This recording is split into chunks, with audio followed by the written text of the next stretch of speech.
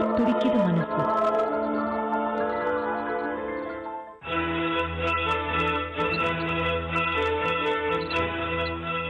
வணக்கம்.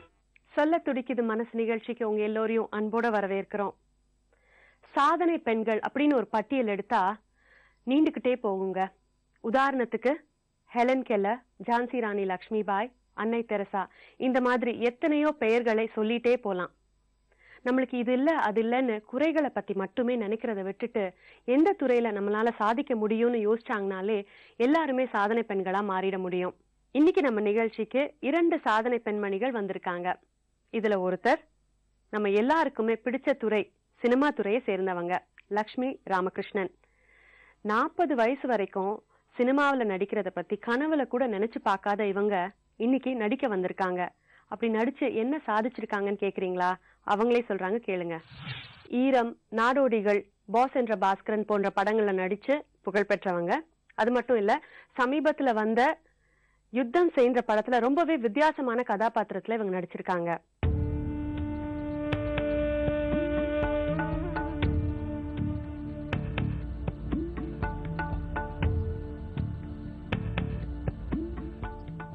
யுத்தம் செய் படத்துல அது எப்படி அந்த மாதிரி ஒரு தாட் வந்தது உங்களுக்கு?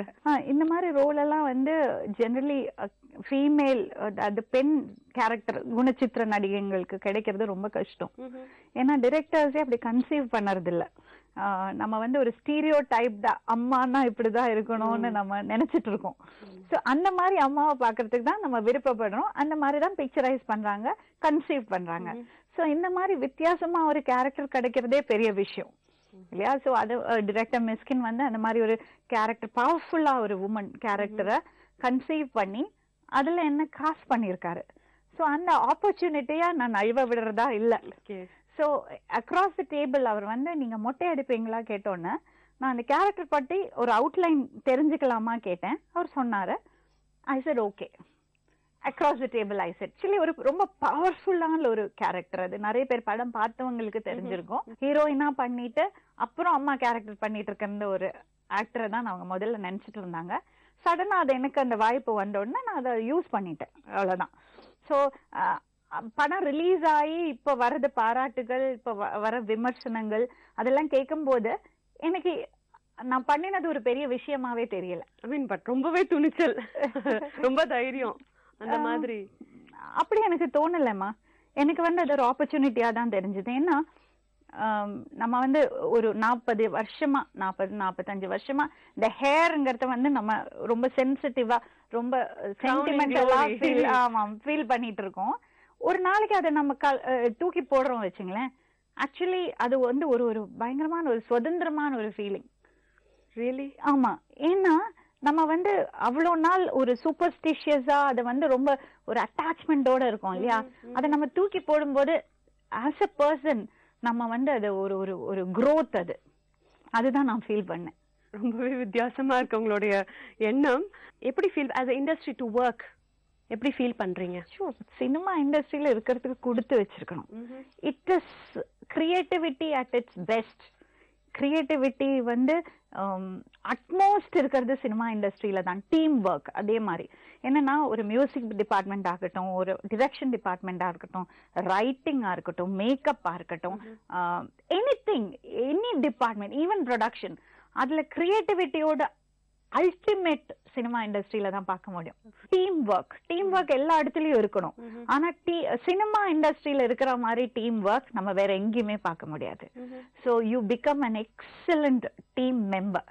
அது வந்து இந்த இண்டஸ்ட்ரியில தான் கிடைக்கும். இந்த இண்டஸ்ட்ரி பத்தி நிறைய தப்பான விஷயங்கள் வெளியில பேசி கேள்விப்பட்டிருக்கோம். இப்ப கூட நானே வந்து 40 இயர்ஸ்க்கு அப்புறம் தான் இண்டஸ்ட்ரிக்குள்ள வந்தேன். ஜஸ்ட் 2-3 இயர்ஸ் தான் ஆச்சு நான் வந்துட்டு. இப்போ எஜுகேட்டட் ஃபேமிலிஸ்ல கூட அந்த ஒரு சின்ன ஒரு ஸ்டிக்மா இருக்கு. இப்ப என்னோட ஃபேமிலிலேயே பாத்தீங்கன்னா ஒரு குரூப், என்னோட ஹஸ்பண்ட், என்னோட குழந்தைங்க எல்லாம் they are all very excited. அவங்க பார்த்து ரொம்ப பெருமைப்படுவாங்க. என்னோட அப்பா, என்னோட ஃபாதர் இன் லா, அவங்கள்ட்ட எல்லாம் நான் சொல்லி புரிய வச்சு, அப்பா அம்மா அவங்களுக்கெல்லாம் தெரியும், அவங்களுக்கு என் மேல நிறைய கான்பிடன்ஸ் இருக்கு. அதெல்லாம் இன்னொரு சர்க்கிள் இருக்கு இல்லையா, ஃபேமிலி சர்க்கிள். அதுல ஒரு குரூப் என்ன ரொம்ப என்கரேஜ் பண்ணுவாங்க. இன்னொரு குரூப் நான் இன்னும் தப்பு பண்ற மாதிரி பார்ப்பாங்க, பேசக்கூட மாட்டாங்க.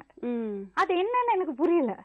It is like any other job, but much better than any other job சொல்வேன். ஏன்னா இங்க வந்து உங்களோட கிரியேட்டிவிட்டியும் உங்களோட growth-உம் எவ்ரி டே பை டே அது இன்க்ரீஸ் ஆயிட்டு இருக்கும். ஏன்னா எனக்கெல்லாம் வந்து நான் என்ன ஆகணும்னு நினைக்கிறதுக்கு முன்னாடி அந்த ஐடியா ஃபார்ம் ஆகிறதுக்கு முன்னாடி கல்யாணம் என்கேஜ்மெண்ட் ஆயிடுச்சு. 16 இயர்ஸ்ல என்கேஜ்மெண்ட், 18 இயர்ஸ்ல கல்யாணம். By the time I realise okay நான் இதுதான் ஆகணும், என்னோட லைஃப்ல இப்படி இருக்கணும்னா இப்படி ஆகணும்னு அந்த ஐடியாஸ் ஃபார்ம் ஆகிறதுக்கு முன்னாடி கல்யாணம் ஆயிடுச்சு. ஸோ லைஃப் எப்படி வருதோ அதை மாதிரி டிராவல் பண்ணிட்டு இருந்தேன். ஃபேஷன் டிசைனிங் நான் வந்து கல்யாணம் முடிஞ்சுதான் என்னோட டிகிரி முடிச்சேன். அதுக்கப்புறம் ஃபேஷன் டிசைனிங் பண்ணேன். அப்புறம் என்னோட SSI யூனிட், என்னோட போட்டிக் வச்சிருந்தேன். அதுக்கப்புறம் ஈவென்ட் மேனேஜ்மெண்ட்டுக்கு போனேன், பிகாஸ் கல்ஃபுக்கு போனதுனால. திரும்பி வந்தப்போதான் அந்த ஒரு ஸ்டேஜ்ல என்னோட பேஷன் என்னதுன்னு நான் சர்ச் பண்ண தொடங்கினேன்.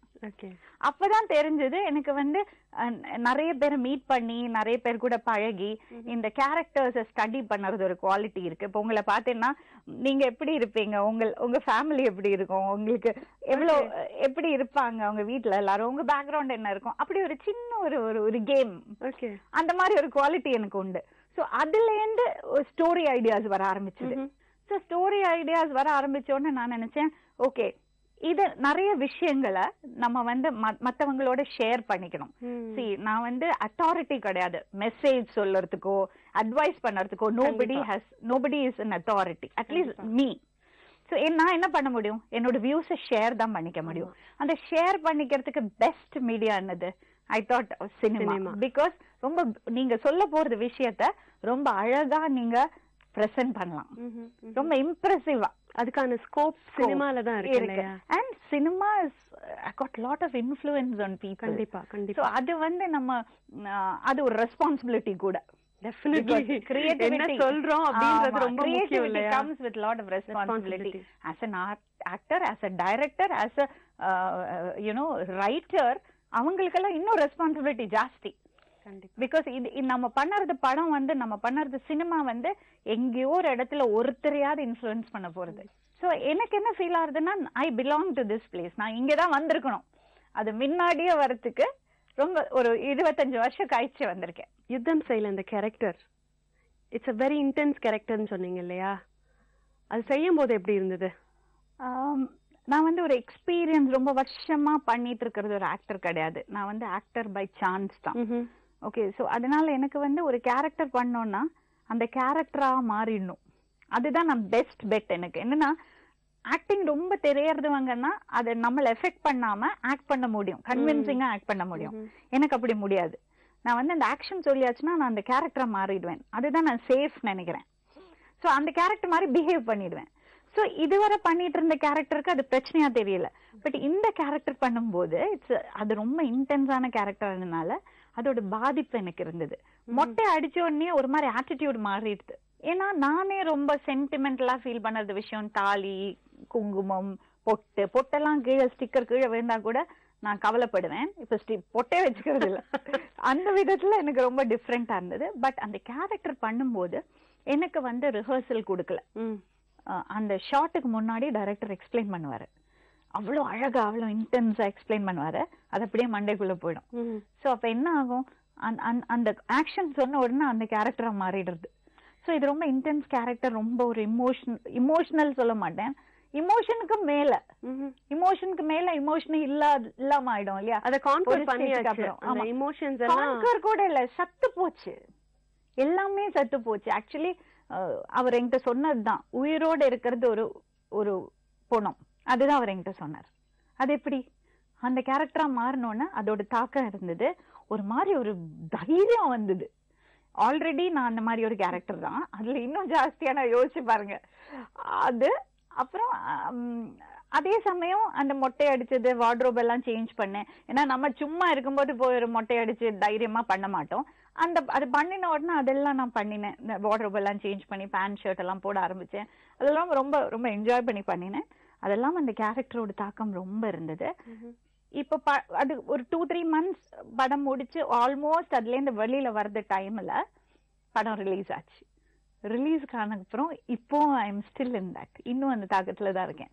ஏன்னா நான் மட்டும் இல்ல பாக்குறதுவங்களே, நான் இப்போ ரீசெண்டா ஒரு 4-5 தடவை படத்தை பார்த்திருப்பேன். ஒரு வாட்டி நான் பாக்குறது வந்து என் கூட நடிச்ச ஒரு குழந்தையோட அம்மா. அவங்க ஒரு 35 years 40 years இருக்கும். அவங்க என் பக்கத்துல உட்காந்து பாக்குறாங்க. அவங்க அந்த ஷாட்டுக்கெல்லாம் என்னோட கைய பிடிச்சுக்கிறாங்க. ஏன்னா அந்த அளவுக்கு எமோஷனல் ஆறாங்க. என்னோட ஃப்ரெண்ட்ஸ் பார்த்துட்டு அந்த டைம்ல அவங்க டாக்டரை கூப்பிட்டு அம்மா நல்லா இருக்கியா கேக்குறாங்க. அந்த மாதிரி இன்டர்வியூ என்ன பேட்டி எடுக்கிறத வரதுவங்க நான் பேசுறதே கிடையாது, அவங்களே அந்த படத்தை பத்தி பேசுறாங்க. அவங்க அந்த அளவுக்கு தாக்கம். சோ அப்ப நான் பண்ணிருக்கேன். அப்ப நான் அது பார்க்கும்போது எனக்கு அது still I have not got over it. அந்த தாக்கம் இன்னும் இருந்துட்டு தான் இருக்கு. பாசிட்டிவான தாக்கமா? எஸ், அது ஒரு இன்னும் ஒரு படி தைரியத்தை கொடுத்திருக்கு. அது வந்து தெரியும், women are very powerful people. ஒரு பெண் நினைச்சா என்ன வேணா முடியும்னு தெரியும். பட் அது வந்து நம்ம இன்னும் ரியல் லைஃப்ல பண்ணினா மாதிரி ஒரு ஃபீலிங் வந்துடுது.